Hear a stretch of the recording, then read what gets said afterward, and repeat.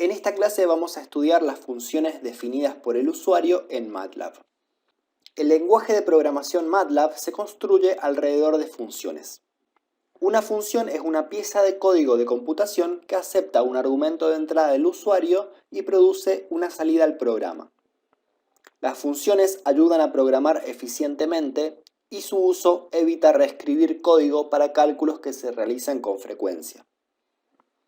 Tanto las funciones internas de MATLAB como las definidas por el usuario tienen la misma estructura: un nombre, una entrada proporcionada por el usuario y una salida calculada. Por ejemplo, la función interna cos. Esta función me calcula el coseno de un ángulo en radianes en MATLAB. El nombre de la función es cos, toma la entrada definida por el usuario entre paréntesis, en este caso la x, y calcula un resultado, el coseno del argumento, y lo asigna a la variable de salida ans. El usuario no necesita ver los cálculos realizados por esta función, sino que solo acepta la respuesta. En las funciones definidas por el usuario sucede algo similar. Las funciones definidas por el usuario se crean en archivos .m y cada función debe comenzar con la palabra function, como se ve en este ejemplo. Luego de la palabra function va una variable que define la salida, en este caso esta variable se llama salida, luego el nombre de la función, en este caso mi función, y una variable que se usa como argumento de entrada, en este caso la x entre paréntesis. Vamos a ver un ejemplo de función definida por el usuario en MATLAB. Vamos a crear un script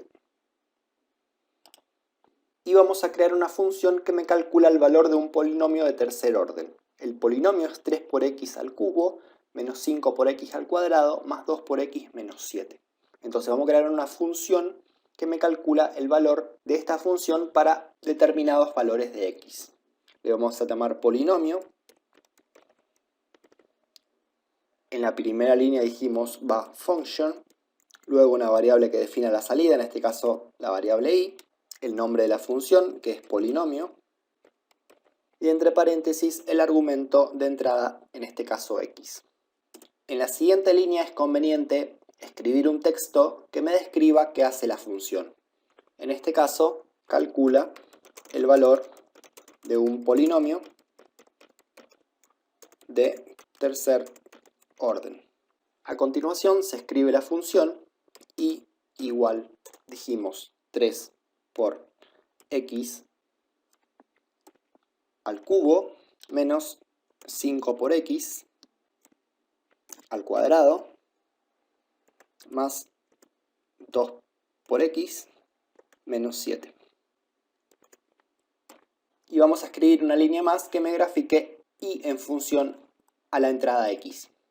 Vamos a decirle plot entonces x y vamos a definir la línea con marcadores en cruz y línea de puntos. Vamos a guardar esto y vamos a definir una entrada x con valores entre 0 y 5 con intervalos de 0 a 1. Luego vamos a llamar a la función polinomio de la variable x.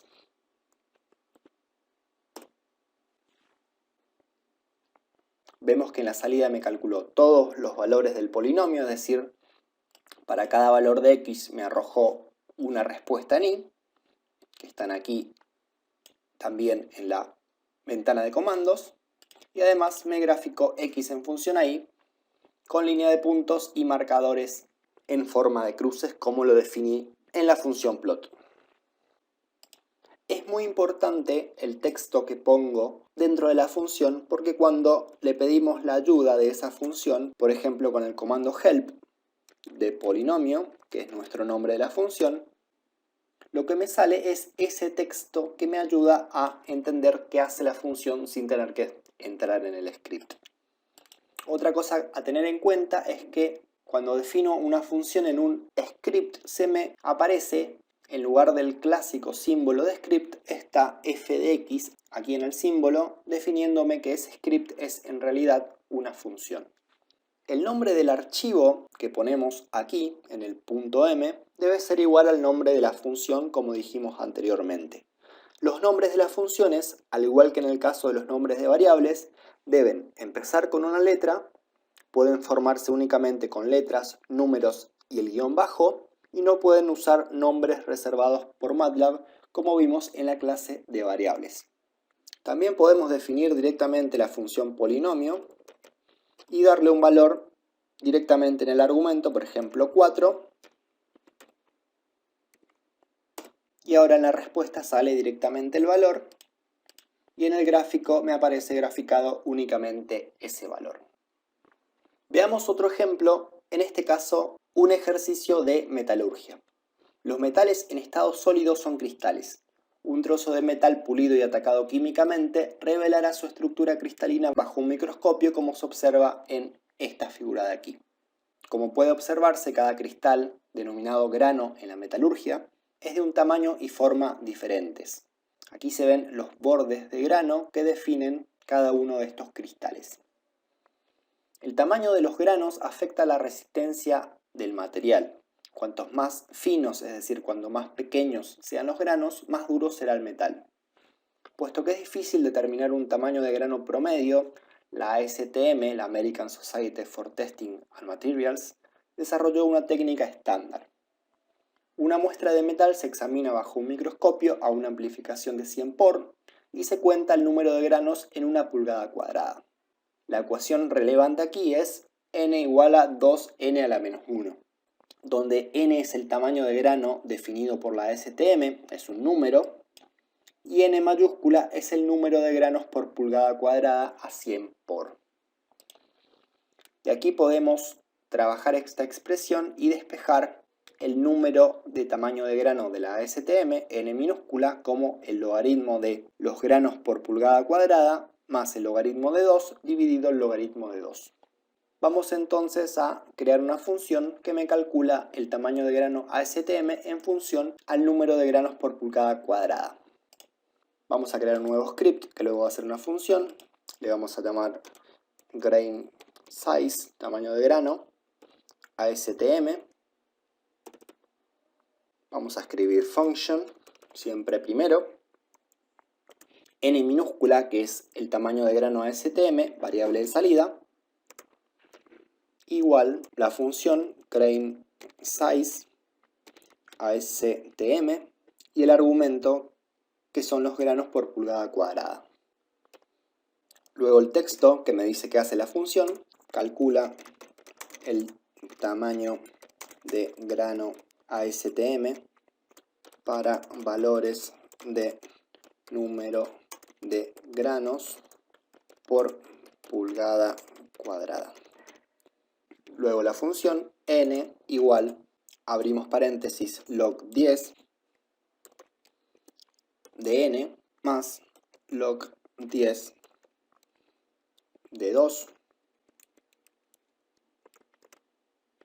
punto división para que me haga la operación división elemento por elemento de la matriz n mayúscula, esta de acá, valores de números de granos por pulgada cuadrada, y luego logaritmo 10 de 2.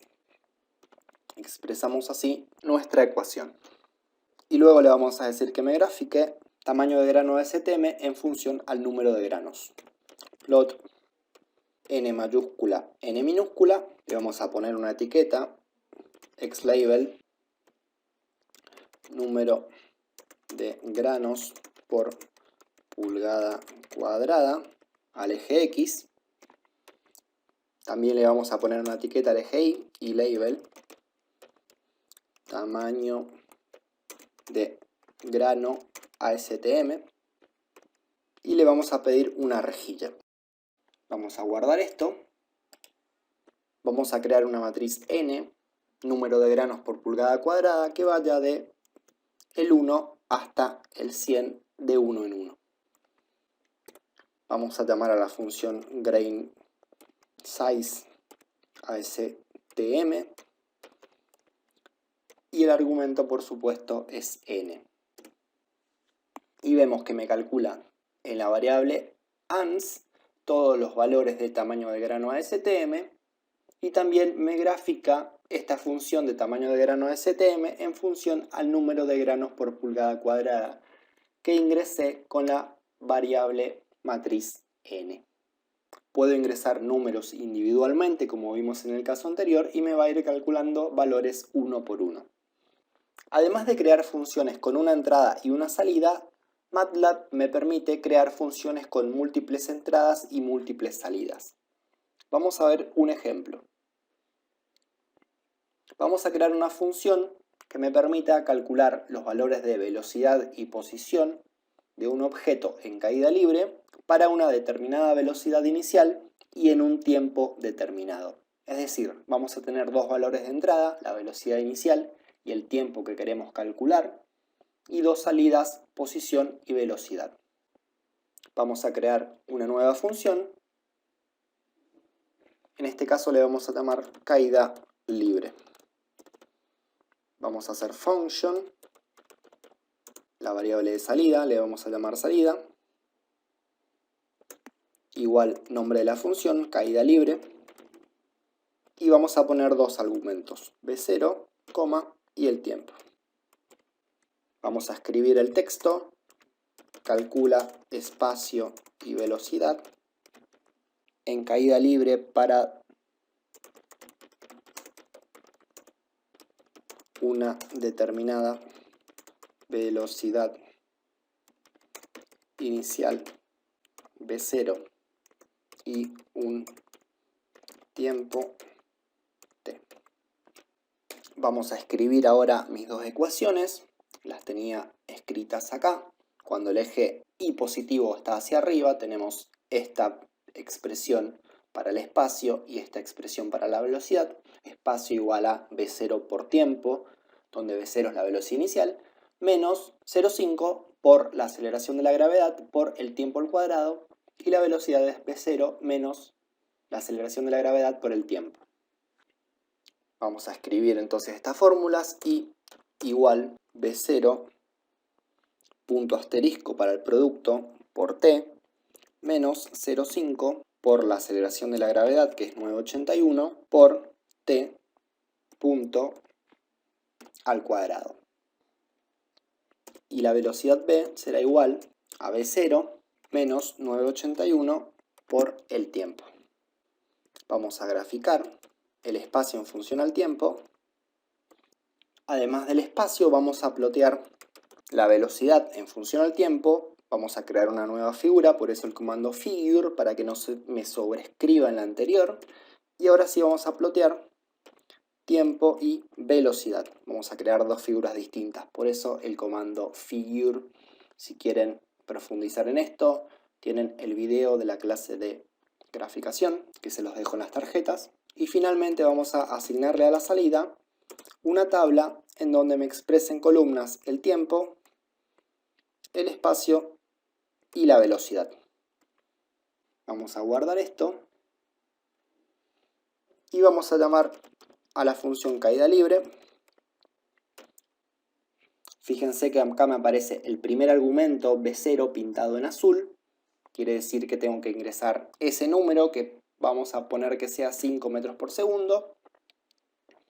Y luego vamos a crear una matriz tiempo. Ahora fíjense, puse la coma y se me pinta el segundo argumento, que es el tiempo. Vamos a crear una matriz entre 0 y 5 segundos con intervalos de tiempo de 0 a 1 segundo. Es decir, 0, intervalos de tiempo de 0 a 1 y 5 segundos utilizando el operador dos puntos. Vamos a darle enter a esto y fíjense que se me grafican dos funciones. La figura 1, que es el espacio en función al tiempo, y la figura 2, que es la velocidad en función al tiempo. Empieza con una velocidad positiva y luego, como consecuencia de la aceleración de la gravedad negativa, va cayendo linealmente. También en la salida, fíjense, me aparece una tabla en donde se expresan los valores del tiempo, el espacio y la velocidad con unidades segundos, metros y metros por segundo en cada una de estas columnas, tal y como puse que sea el argumento de la salida. Finalmente vamos a ver cómo crear una caja de herramientas de funciones. Cuando se llama una función en MATLAB, el programa busca primero en el directorio actual para ver si la función está definida ahí. En este caso, acá vemos el directorio actual, es en el escritorio una carpeta curso MATLAB. Si no puede encontrar la función ahí, comienza a recorrer una ruta de búsqueda predefinida en busca de un archivo con el nombre de la función. Para ver esta ruta predefinida que sigue MATLAB buscando la función, podemos utilizar el comando pathtool, en donde se me abren todos los directorios en donde MATLAB va buscando la función en caso de no encontrarla en el directorio actual. Podemos crear una carpeta especial en donde dejemos almacenadas las funciones que queremos haciendo clic en este botón Add Folder, agregar carpeta. Por ejemplo, vamos a crear una carpeta en documentos, MATLAB, y vamos a crear una carpeta mis funciones que ya la tengo creada. La seleccionamos, se me agrega aquí, fíjense en el camino de búsqueda, y luego tengo que guardar para que MATLAB también me busque en esa carpeta y así definir mi caja de herramientas de funciones en donde puedo ir creando y guardando las funciones ahí, y cuando necesito utilizar una función directamente la llamo por más que no esté en ese directorio actualmente.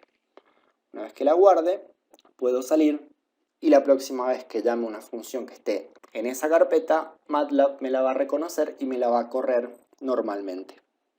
En esta clase vimos entonces cómo crear funciones definidas para el usuario que nos ayudarán a programar eficientemente y a reutilizar código para no reescribirlo para cálculos que se realizan frecuentemente.